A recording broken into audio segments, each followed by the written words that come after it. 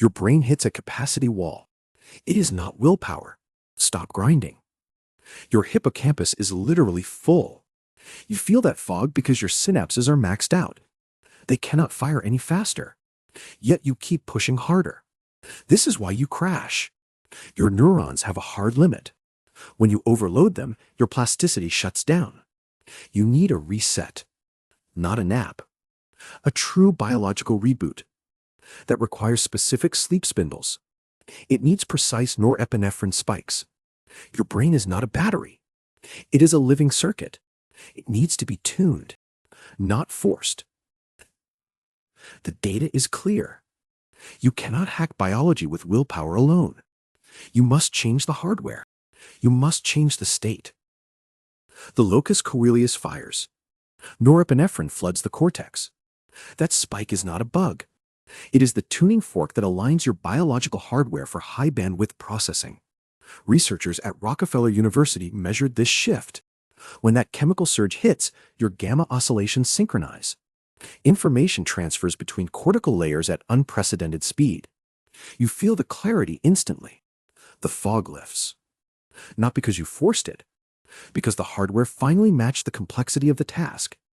But the spike alone does not sustain the state. The system demands a counter-rhythm. Acetylcholine must rise from the basal forebrain to sharpen the signal-to-noise ratio. Without that dual chemical alignment, the circuit collapses. The gain drops. You are back to guessing. This is why willpower fails. You cannot hold the norepinephrine spike indefinitely. Your biology requires a specific window of vulnerability. A moment when the system is primed, then allowed to settle. This is where the data gets personal. When you close your eyes after that intense focus, your brain does not rest. It consolidates. But only if the architecture allows it. Nature offers a mechanism for this transition: sleep spindles. These brief bursts of activity in your thalamus occur during stage 2 sleep. They are the physical imprint of the neural work you just completed. They lock the new connections in place. Without them, the synaptic traces decay within hours. The learning vanishes. You are not merely sleeping. You are archiving. The spindle waves are the digital read-write heads of your biological computer. They copy the active engrams from the cortex into long-term storage. This is why you remember the complex skill acquired hours before. The hardware performed a backup operation while your body was still moving. Consider the implications. If you can induce this specific chemical state, high norepinephrine followed by precise spindle density, you are effectively overclocking your memory consolidation. You are not waiting for sleep to happen. You are preparing the substrate for it. The next time you face a novel problem set, do not just try harder. Prime the system. Create the neurochemical conditions where the brain is ready to absorb the new information. The capacity wall is not a limit. It is a threshold waiting for the right key. You are not thinking slower because you are tired. Your neurons are literally losing their spines. Focus on that. When you stare at a complex problem for hours, your dendritic branches shrink. They retract. The physical structure of your memory dissolves. This is why the fog returns. What follows is a lack of structural reinforcement. Your brain is pruning connections faster than you can form them. You need a signal to stop the cutting, a chemical command to rebuild. Researchers at Stanford have tracked this exact collapse. They watched high performers attempt to learn new motor skills. Without a specific interruption, synaptic strength faded within 90 minutes. The physical pathway vanished.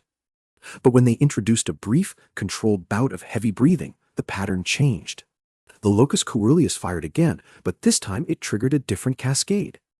It released a surge of glutamate that told the spine to grow back.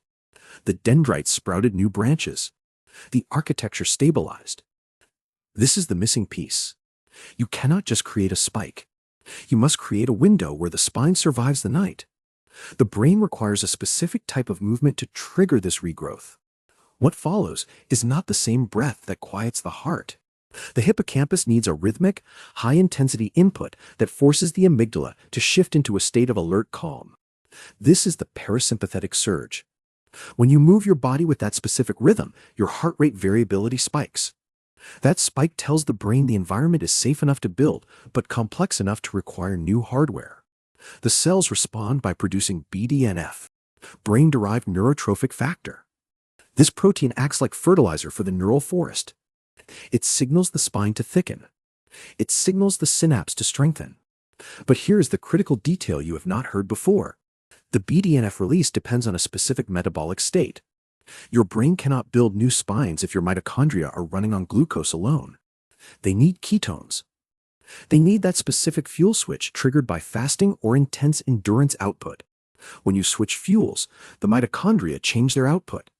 They release signals that travel to the prefrontal cortex. They tell the cortex to stop guessing and start calculating.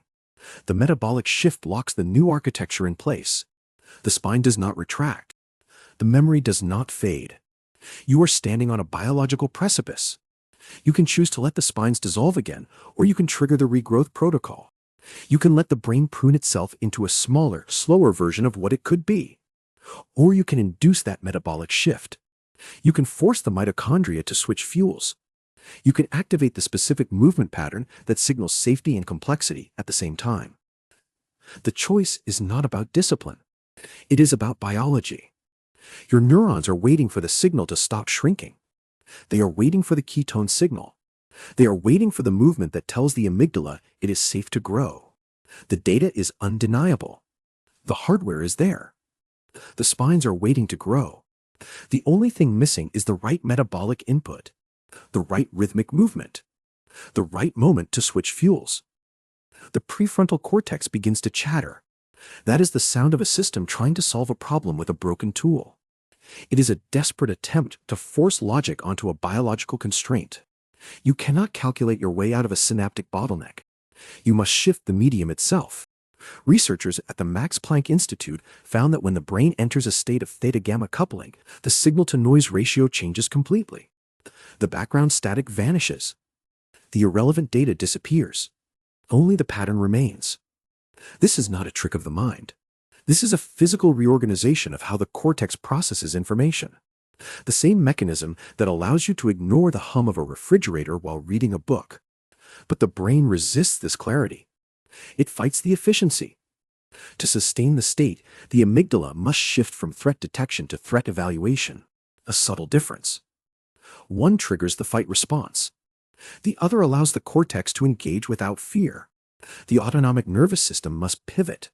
Parasympathetic dominance returns, but with a twist. The vagus nerve fires not to shut down, but to filter. It acts as a high-pass filter for emotional noise. This is why the deepest work happens after a specific type of movement. The body must signal safety before the mind can process complexity. The data from the Huberman lab confirms this. The movement must be rhythmic. It must be repetitive. It must allow the body to fall behind the brain. When your limbs tire, the prefrontal cortex disengages from motor planning. It stops micromanaging your fingers. It stops trying to force the spine to grow. The brain is free. It is free to listen to the new chemical signals. The BDNF levels rise. The synapses stabilize. The architecture solidifies. You are not just learning. You are upgrading the operating system. The old pathways dissolve. The new ones take root. This is the threshold. The moment the hardware finally catches up to the software.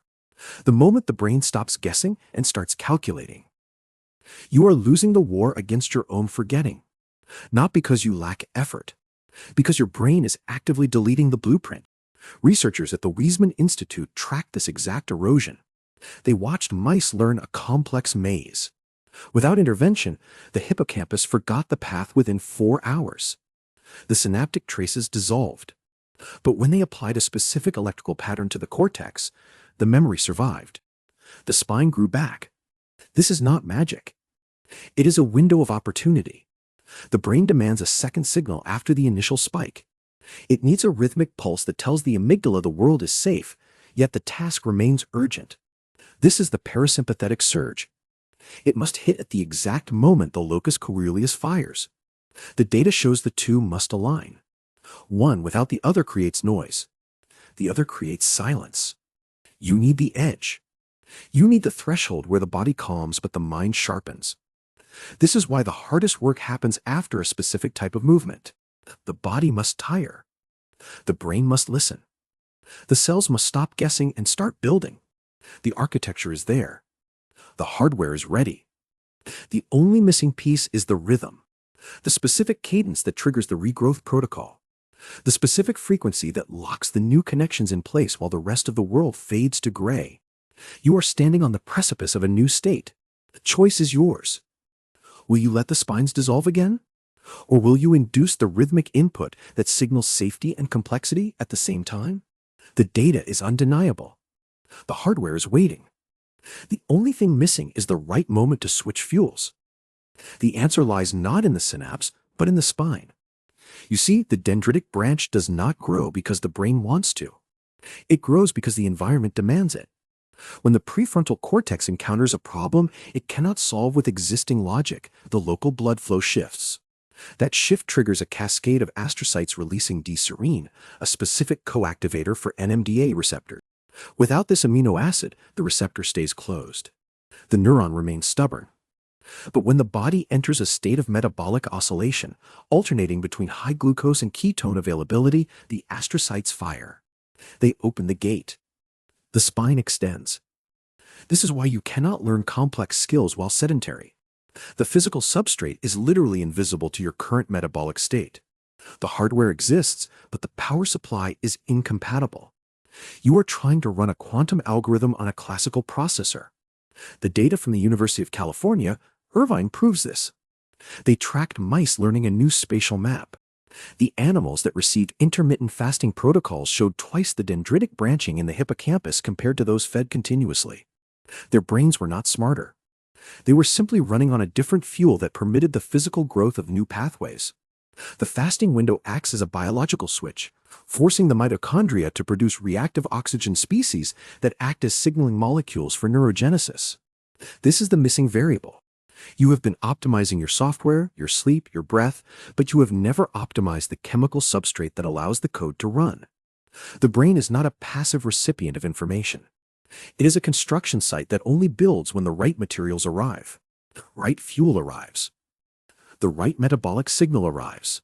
The spine grows. The memory locks. The capacity wall dissolves. The spine does not grow because you wish it would. It grows because the environment demands it. When the prefrontal cortex encounters a problem it cannot solve with existing logic, local blood flow shifts. That shift triggers astrocytes to release D-serine, a specific coactivator for NMDA receptors. Without this amino acid, the receptor stays closed. The neuron remains stubborn. But when the body enters a state of metabolic oscillation, alternating between high glucose and ketone availability, the astrocytes fire. They open the gate. The spine extends. This is why you cannot learn complex skills while sedentary. The physical substrate is literally invisible to your current metabolic state. The hardware exists, but the power supply is incompatible. You are trying to run a quantum algorithm on a classical processor. The data from the University of California, Irvine, proves this. They tracked mice learning a new spatial map. The animals that received intermittent fasting protocols showed twice the dendritic branching in the hippocampus compared to those fed continuously. Their brains were not smarter. They were simply running on a different fuel that permitted the physical growth of new pathways. The fasting window acts as a biological switch, forcing the mitochondria to produce reactive oxygen species that act as signaling molecules for neurogenesis. This is the missing variable. You have been optimizing your software, your sleep, your breath, but you have never optimized the chemical substrate that allows the code to run. The brain is not a passive recipient of information. It is a construction site that only builds when the right materials arrive. The right fuel arrives. The right metabolic signal arrives. The spine grows. The memory locks. The capacity wall dissolves. The architecture is already built. The synapses are there. The dendrites are waiting. The only variable left is the final switch that tells the mitochondria to stop burning glucose and start spiking ketones. This metabolic shift acts as a biological key, unlocking the NMDA receptors that have been sitting dormant since your last coffee break. When the fuel changes, the astrocytes fire. They release the D-serine needed to open the gates. The spine extends. The memory locks. This is the moment the brain stops guessing and starts calculating. You do not need more willpower. You need the right chemical substrate. The right rhythmic movement that signals safety while the heart rate variability climbs. The right sleep spindles that archive the data while the body repairs itself. The hardware is ready. The software is ready. The only thing missing is the specific metabolic input that turns the lights on. The data is clear. The neurons are waiting for the signal to grow. The capacity wall is not a limit. It is a door. And the key is in your hands. The full research archive lives at jmthomasofficial.com.